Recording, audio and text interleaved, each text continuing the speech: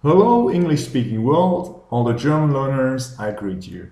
In this video, we'll be looking at the infinitive mit zu.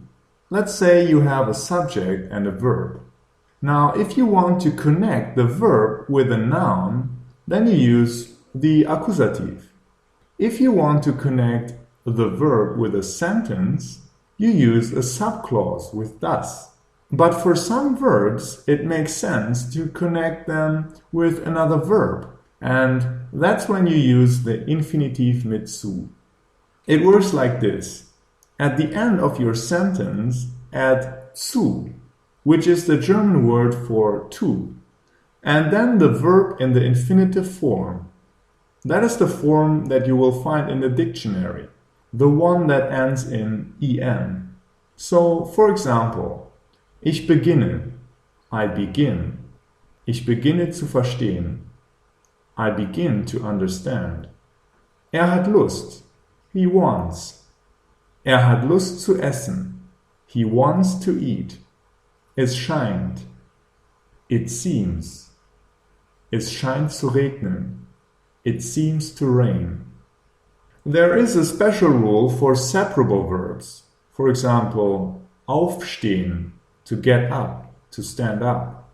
Ich stehe auf, I get up. Ich versuche, I try. Ich versuche aufzustehen. I try to get up. You see, the separable verbs form a single word with zu in the middle of it. Here are some more examples.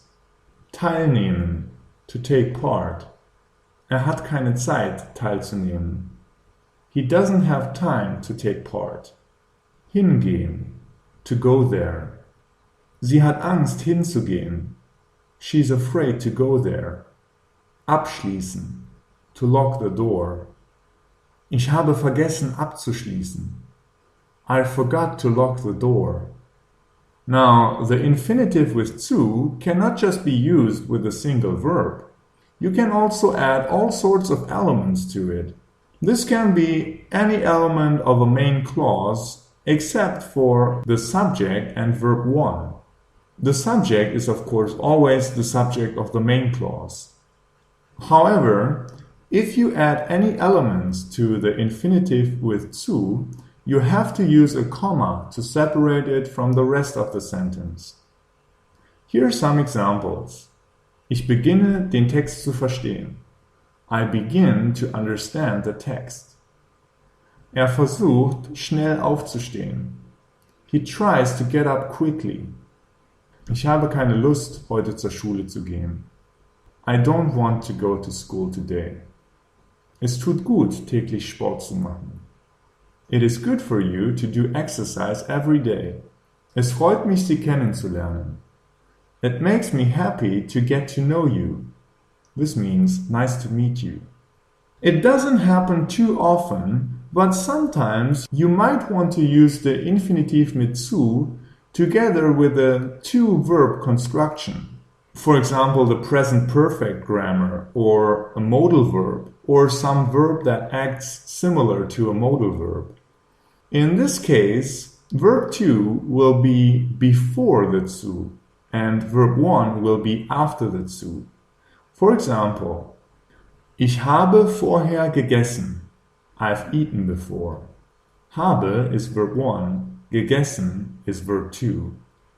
Es ist gut, vorher gegessen zu haben. It is good to having eaten before. Ich will es lernen. I want to learn it. Es ist wichtig, es lernen zu wollen. It is important to want to learn it. Er kann während der Übung etwas trinken. He can drink something during the exercise.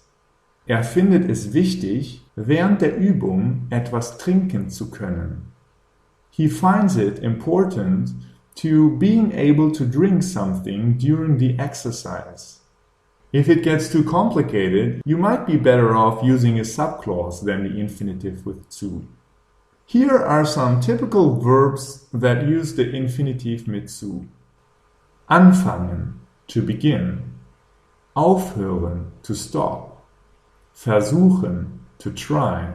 vergessen, to forget, sich erinnern, to remember, vermeiden, to avoid, scheinen, to seem, Lust haben, to want, Angst haben, to be afraid, Zeit haben, to have time, and combinations of es and sein with an adjective. For example, es ist gut, es ist schön. Now there is another version of this grammar in combination with the word It is the infinitive mit zu.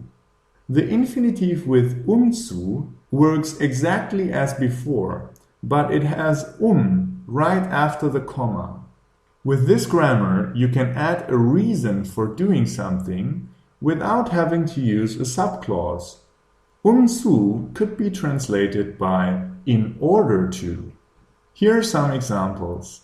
Geht ins Badezimmer, ein Bad zu nehmen. He goes to the bathroom to take a bath.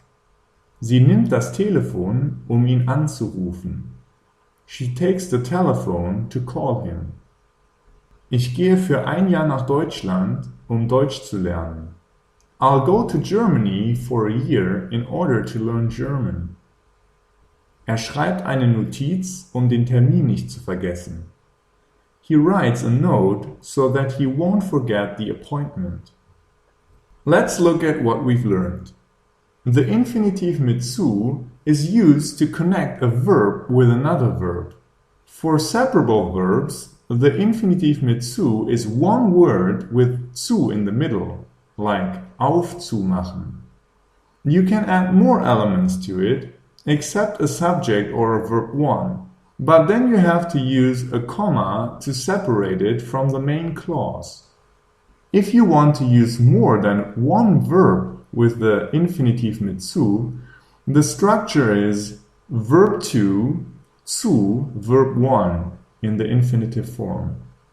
Typical verbs that use the infinitive with zu are anfangen, to begin, aufhören, to stop, versuchen, to try, vergessen, to forget, sich erinnern, to remember, vermeiden, to avoid, scheinen, to seem, Lust haben, to want, Angst haben, to be afraid, Zeit haben, to have time, and combinations of es, sein, and an adjective.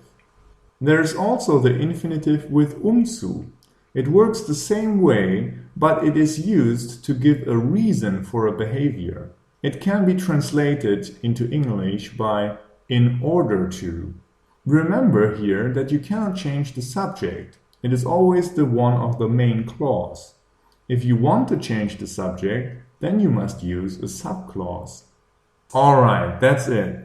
I think this grammar is quite easy to master, although it is sort of hard to explain in detail. Please like and share this video, and if you have any questions, you can leave them in the comments and I will try to answer them. Vielen Dank für Ihre Aufmerksamkeit.